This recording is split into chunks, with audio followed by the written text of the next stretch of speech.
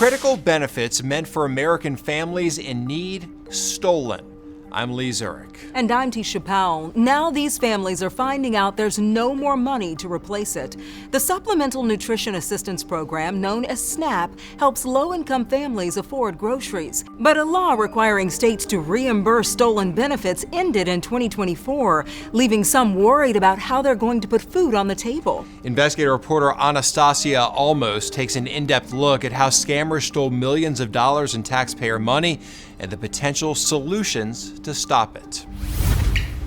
A single mom with 5 kids, struggling to put food on the counter. I'm trying to figure it out, and it's just me. I don't have any family here. Lenya Moore was at the grocery store in Metro Atlanta when she noticed the funds to feed her family for the month were gone. So they knew exactly what was on there. 196, then 198, 194, and they went into, it was none left. 6 transactions in 1 minute and 6 seconds in Pennsylvania, Tampa, and Miami. I've never been to Florida. I've never been to Philadelphia. The money was from her SNAP benefits account. It was exactly $1,111 that they took. The full amount within minutes of it being loaded on there. Moore says she pleaded with the Georgia Department of Human Services to replace the funds, but they told her she missed the deadline. They just said it was nothing they could do. That's because federal reimbursement Congress passed in 2022 amid a rise in skimming ended December 2024. Now the responsibility falls on each state. Kids have no relatives. We're just here. I don't know what to do. An hour and a half away in Covington, Patrice Hayes is also worried about making food last for the month. I literally went to Walmart that morning at 10:30, and by 12 o'clock, everything was depleted. 4 transactions across Philadelphia in 1 minute. $393. Another mother in Beaufort with 7 children sent us screenshots of fraud on her EBT card in 4 states. 8 stores in 2 minutes at 1:42 in the morning, totaling near $1,700. 5 of the locations in Pennsylvania and Florida match Moore's transactions from 2 weeks before. We made some calls and spoke with 2 of the stores in Pennsylvania, a pizza shop and a tobacco store, both saying they're not involved. In fact, they don't accept EBT cards and weren't even open at the time of some of the transactions. The manager at Pottsville Tobacco and Hookah says people keep calling and begging for their money back and even accusing them of stealing in Google reviews. Sometimes people cried on the phone and they're really hurting me. And I was like, I'm sorry, I don't know who's doing it.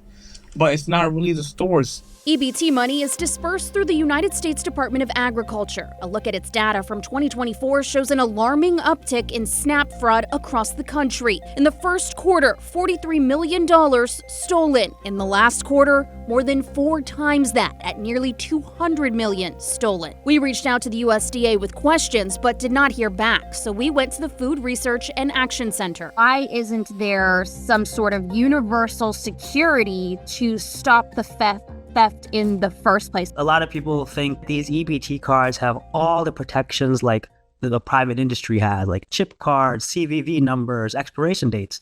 But unfortunately, that's just not the case. In August, the USDA changed standards to allow states to implement SNAP EBT cards with chip technology. But the only 2 states that have started this effort are California and Oklahoma. It's a slap in the face, because how am I going to feed my children? For Georgia families barely getting by, they're begging the state to do something. If you don't want to put any money in the security of these cards, then you go back to the paper stamps. You can't hack that.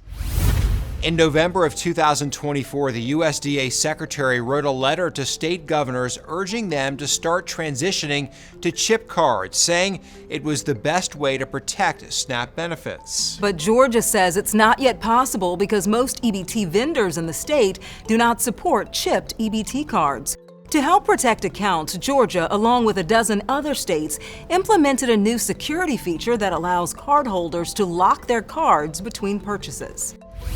Now to a different type of scam. Imagine finding out you owe hundreds of dollars in tolls. That became a reality for a Connecticut couple who say they received bills from a neighboring state for toll roads they haven't driven in years. Reporter Heather Graff explains what happened and how one city is taking action to prevent more toll trouble like this.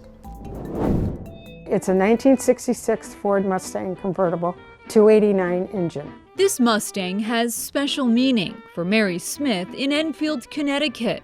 I met my husband in a Mustang. For our 40th wedding anniversary, this is what he bought me. Mary and her husband Dan have no plans to part with the classic car. Not for sale. But they would like to curb an issue they're having with it, one no mechanic can fix, a problem with the license plate. What's this?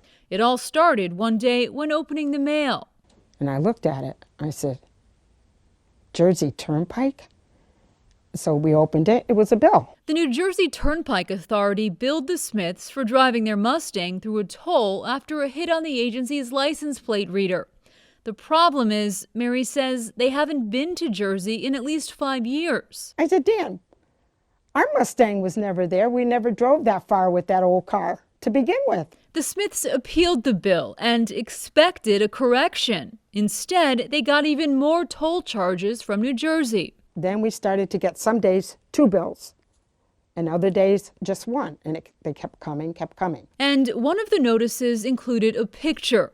The photo is not all that clear, but while the plate number appears to be the same, this car is obviously not a yellow Mustang and has very different taillights. So we sent back bills and saying, hey, look, this is not me. It's my plate, but it's not my car. The Smiths aren't the only car owners running into this problem, and in many documented cases, ghost car fraud is to blame.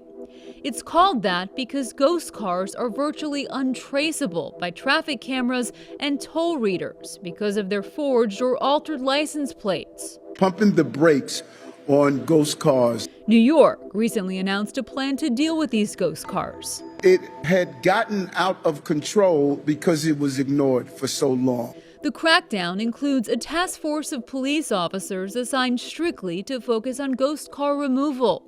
NYPD Commissioner Jessica Tisch says it's about more than preventing bogus bills for legal drivers. It's to protect the public from violence. This is not just about defrauding the DMV or avoiding tolls or avoiding red light and speed cameras.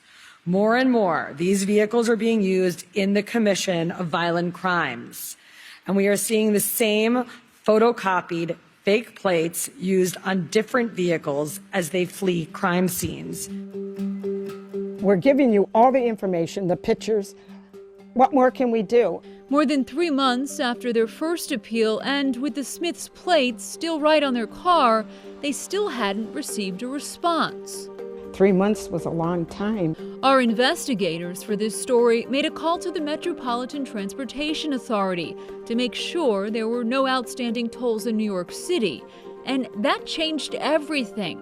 An MTA official reached out to the Smiths and told them that their account is clear in New York and that they would contact higher-ups in New Jersey where those other bills were racking up. I don't have to go through this anymore. Days later, Mary got another call. The woman on the phone said, don't worry about your bills. They've all been taken care of. New York officials say while the illegal practice of forging or altering license plates isn't new, the crime surged during the pandemic, with drivers masking their identities using counterfeit temporary paper plates to evade detection. The fake temp tags often appeared as though they were issued by out-of-state dealerships, making them difficult to verify. Toll roads are proving to be fertile ground for con artists. Across the country, potential victims say fake texts threaten them with penalties over outstanding tolls. The Better Business Bureau says the fake messages link to a website designed to mimic legitimate state toll service sites. They say, your license could get suspended, your registration could get suspended. So if you're driving with a suspended license or registration, that is a fear in and of itself of, okay, I've got to pay this toll. What was it, $1, $2? But then you're giving them your credit card information. So that's where the fraud could start. If you get a text, the BBB says do not click the link in the message or call the phone number associated with it. Instead, go to your web browser, find the toll service's actual website, and log into your account to check if you have any outstanding bills.